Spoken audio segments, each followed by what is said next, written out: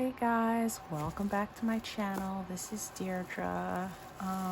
So glad to be back with you guys. I know it's been a while since my last video, so just living life, trying to deal with a couple of things. So I am back. I promise I will not take that long of a hiatus to make another video again.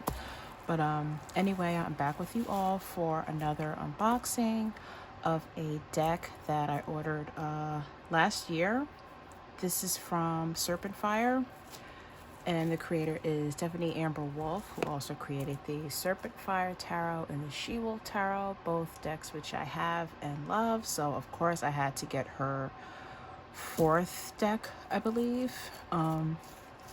This is the Celestial Bodies Oracle. So here's the box. She did offer this in two sizes, and this is the bigger size, the altar size. So this deck is pretty much dealing with pretty much what it says here on the front: astrology, numerology, and you can use it kind of as an astrology guide or an oracle deck. There are a lot of uses for this, so that's pretty much why I wanted to get it. So as I start to open this here with my trusty toothpick, when I was looking at the images for this deck, I don't think I'm planning on using this as an ordinary oracle deck. The main reason for that is I kind of want to delve deeper into my astrology studies and natal chart studies, so that's pretty much what I'll be using this deck for. So of course, use it as you see fit. I do think she'll have pre-orders going up again, so this deck, will be available. So I just wanted to share this with you all now while I have it. All right, so let's open up the box here, see what we have. I love her artwork, very kind of retro and futuristic combined. Beautiful, beautiful stuff as always. So I always try to support her when I can. Her decks have given me a lot. I've gotten a lot out of them. So we have a nice size guidebook here, very thick guidebook. And let's see, so we get card meanings. And this one we're getting numerology, planets, moon cycles also. I had forgotten about those. Astrology houses. That's definitely something I want to delve deeper into. And we get positions, and then here are our numerology cards towards the end. Notes on retrogrades, something else that I want to learn more about. So that's good here. Notes on eclipses, natal charts, there it is. The main thing I would like to use this deck for. So yeah, as you can see, you'll be getting a good amount of information here, which is always a welcome sight. Excellent. Okay, so there's the guidebook. As usual, I'll probably pull one of the cards, read the excerpt from the guidebook so you guys can get an idea of the information and what's in it.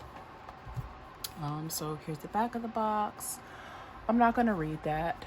I'm just sorry about that shadow there. If you guys just want to pause it and read for yourself. So kind of like, a little poem in the back. Very nice. Like I said, beautiful, beautiful, stunning artwork. As always. Love that too with the moon cycle. Okay, so that is the box. All right, and here are the cards. Backs are gorgeous. Very, very nice. All right, so let's just peel this off here. And they're not as glossy as I thought they were going to be, which I like. So they got just a tiny bit of sheen to them, but they're kind of like matte with a tiny bit of sheen. So you guys can kind of get an idea. Beautiful, sturdy cardstock as usual. There are the sides. Kind of like a little silver, rainbowish gilding there. Very beautiful, very beautiful. All right. So we'll start going through the deck. I'll try to move this over so you guys don't get too much of a glare. Let's see. Let's like this here. Pardon my wrinkled backdrop here. All right, so let's see. Zoom in a little bit. Okay. All right, so here's the Sun card. And so like I said, I am learning about astrology, but I'm not totally ignorant on some aspects. So whatever I know, I will of course try to share with you guys. And whatever I don't, it's pretty much what I got the deck for, to learn about a little bit more. So this is the Sun card. Moon card. Oh, that's a lot going on for a moon card. I like it though.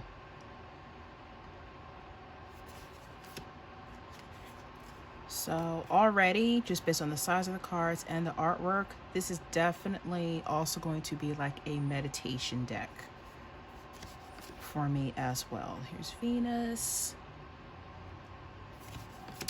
Mars, like that fiery energy going on. Jupiter, our planet of expansion. Yeah, I'm really digging the collage artwork. This is kind of very similar to the She-Wolf, like just looking at it. Saturn, Uranus. You know, we have Uranus is kind of associated with the eccentric and unpredictable type changes. Then we have Neptune, our blue. So I know when we have blue, you're kind of dealing with the dreams and intuition type stuff. And then Pluto, this is like our deep, like transformational energy. Pluto's a heavy hitter. Like death and rebirth, all that jazz. All right, so then we get a South Node and North Node card here, and she put them together. That's interesting.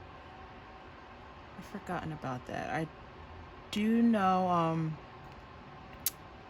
South Node is kind of like where you've been. North Node is kind of like where you're going. So I don't want to say one is more important than the other, but if there's something you want to do or want to focus on more, kind of look at your, if you're doing a natal chart, kind of pay attention to your North Node placement. That's kind of like more directional. Here's Chiron. Chiron, I know, is associated somewhat with, and even if I didn't know, you could kind of get a feel for it here just by the image on the card. Chiron is kind of associated with healing. And I'm not sure, but I think Chiron also changes positions. I'm not sure if it's like every couple of months or every couple of years, but like one phase you might need to work on, I guess, like self-image. And then in another span of time, you may have to work on communication with others. I think Chiron kind of works like that. But I do think it's associated with healing. Black Moon Lilith, this is a beautiful card. I think another astrology aspect. Solar eclipse. I love that pink moon phase there. That's really pretty. There's our lunar eclipse. I like this card as well. And then we got our moon phases going on. So here's our new moon. I love the new moon with the clear quartz crystals there. That's very nice. Waxing crescent. It's our first quarter. So waxing days. It's our full moon. I love that. Very bright, very open. A lot of energy to that one.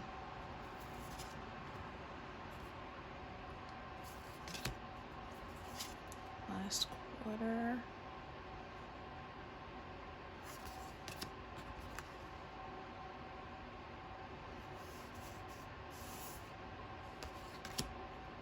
So void. Beautiful, beautiful imagery. I'm loving it already. Just stunning, stunning, stunning. So we have our zodiacs. Let me see if the... Okay, so I'm going to do this. Houses and for just if you're not familiar with the houses, I'll kind of do it like this. Because if you're doing, like I said, I'm going to keep bringing this up because I think this is what the deck might be the most relevant to. If you're working with a natal chart, I know that the houses are associated with corresponding zodiac signs. So I'm going to show them side by side so you guys can get a feel. Let me kind of get this out of the way. I'll kind of pick this card up so there's not much of a glare. So Aries, I know that corresponds back to Mars and our first house. So we're kind of dealing with like self-image here, like the birth of you, like self-identity. Just slide them over like that. All right. Taurus, we have associated with the second house.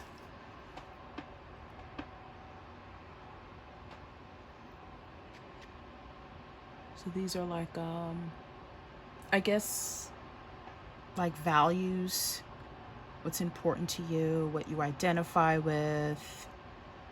And you can kind of get that here from the image as well. As I said, the artwork, you know, it's not just here for shits and giggles. Like the meaning is there on the card. So Gemini, third house. So, you know, we're definitely dealing with communication here.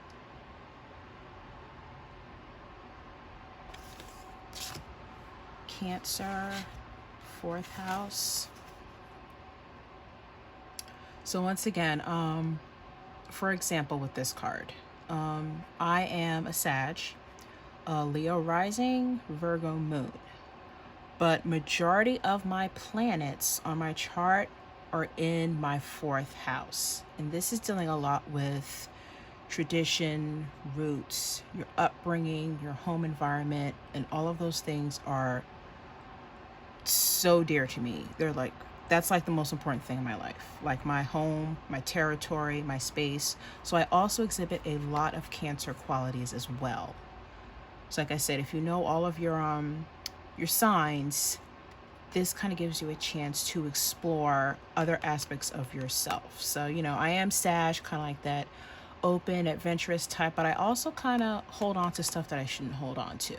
And I know that that's one of the biggest, I'm very, very sympathetic, very emotional, and that's, you know, definitely a property of Cancer.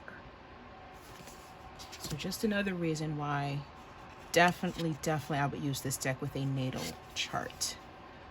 So have Leo, our fifth house here.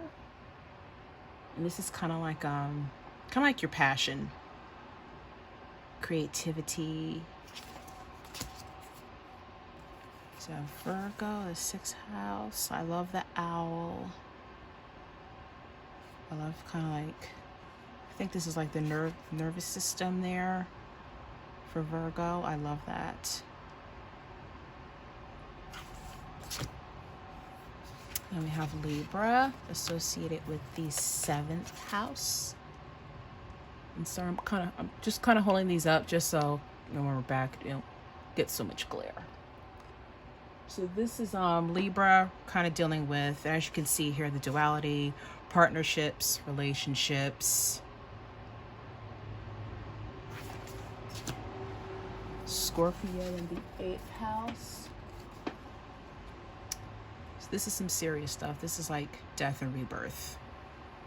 And like I said, looking at the images, you do get that vibe going on there. We have like both of our figures kind of buried beneath the surface. So our Sag, ninth house. So once again, dealing a little bit with expansion here.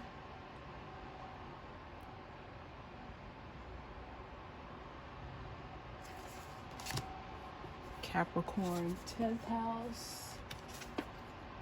These are like our leaders. Strong leadership qualities. Aquarius, our 11th house. These are kind of related to goals, ideals.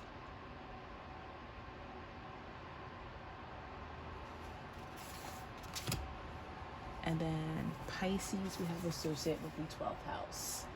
And with Pisces, of course, we're dealing with spirituality, consciousness. Very beautiful. I love that pyramid for that. Beautiful, beautiful. All right, and then we have our Ascendant. So it's your ascending signs. Midheaven. I think this has something to do with the placement of the chart. Like I said, some of this stuff I am a little not schooled on completely. Let's see. Say that off to the side. I might read that one. This is the Descendant. And then look at the Ascendant and Descendant together. Yep, so it's your Ascendant, Descendant. Imum Kolai. I'm not sure what this card is. I'll say that off to the side too. She's, you know, I don't know, guessed on her body position. I'm going to say this has something to do with, once again, maybe intuition. All right, masculine and feminine.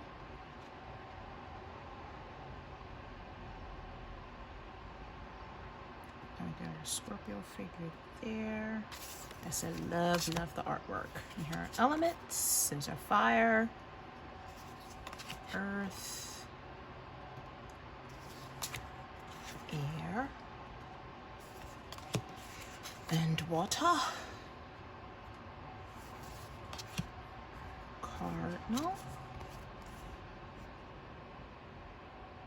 I think that's like Aries, Capricorn. Can't remember the other ones. Aries, Capricorn. I can't remember off the top of my head, but these are kind of like our leaders of the group. It's our fixed. I think that's like Leo, Taurus, Aquarius, definitely. I think I remember that one. Mutable. I remember mutable because 2 of my signs are in that. So it's Gemini, Virgo, Sag. I think Pisces. And then conjunction. Okay, so these cards, this is where we get into placement of the natal chart. So you have conjunction, sextile, so based on where your planets are, based on where your nodes are, based on where other aspects are, aspects of yourself can work together, they can work opposite each other.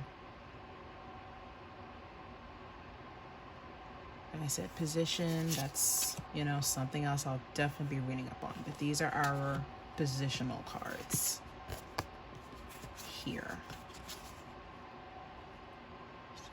Position. And T-square. Ooh, there's a lot of them. Okay, yeah. Maybe I'll read one of those too. Grand Cross. I've heard of a lot of these. Like I said, I'm not too familiar with them. So maybe we'll do a position card reading. And then here's our numerology. So we have 1 and 2. Very simple and pretty. 3 and 4.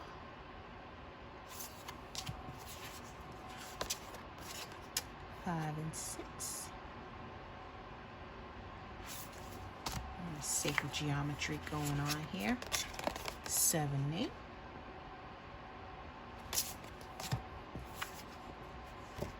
9. So 11. So we got our Kabbalah going on here. Like I said, there's a lot to delve into, which I like.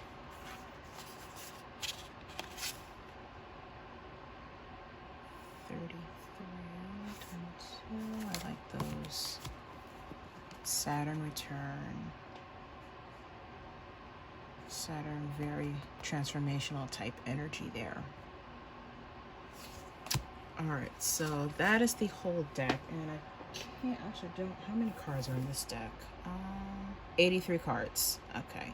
Yep. So it's a huge deck. There's a lot to work with. Yeah. So these, like I said, I won't read the whole thing, but I just want to try and find these in the guidebook.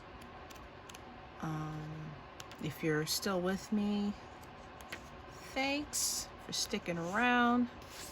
So let's see, where's one we wanted to look at? Midheaven. So let's see, 238. So midheaven, let's see. So we're relating to legacy, reputation, career, and public image. Okay, so this might be dealing with cusps. And it keeps mentioning the 10th house, so I'm guessing it stays in that position. Observe the sign on the cusp of your 10th house, which is your midheaven. Okay, yep. Next, locate the planet that rules that sign. Noticing that house this planet sits in gives insight into the energetic focus of your midheaven path, which is your life's work. Okay, and the midheaven speaks to us about our legacy and is the southernmost angle of the chart, cusp of the 10th house. Okay, so we're specifically in the 10th house spot. Okay, like I said, I won't read the whole thing right now, but that's what that's associated with. Let's take a look at this one. Let's see if I remember where it was. I'm gonna have to go to the table of contents. Let's see. Oh, there it is, 242. Okay. Let's see. And okay, it looks like we're at the 4th house with this one. In reflection of the 4th house, you have many of the same elements. Tuck deeply into herself. This is her inner world. Okay. The moon coalesced sits opposite 180 degrees. Okay, so this is sitting opposite of the midheaven and marks the cusp of the 4th house. This talks to us about our home life. How I said most of my planets were in the 4th house, home life. Echoes of our childhood, our connections to family. Yep, home, family, ancestry, roots. Okay. And so these are one of our positional cards, the T-square. So let's see what we have going on here. Make sure I don't pass it again. T-square 291. Okay.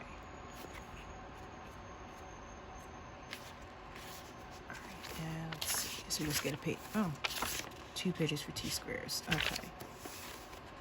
So the T-square consists of 3 aspects, an opposition, okay, and 2 squares. It forms an isosceles triangle with the 2 shorter aspects, which are the squares, putting pressure on one planet in particular in the chart. Okay, so this is really getting down to specifics. Until attention is brought to this aspect pattern, thematic misunderstandings will feel so much power derived from the T-square can be cyclic for the native. So much power can be derived from the T-square, but the native needs to be awakened to it and use it consciously. Okay, so we're dealing with cycles.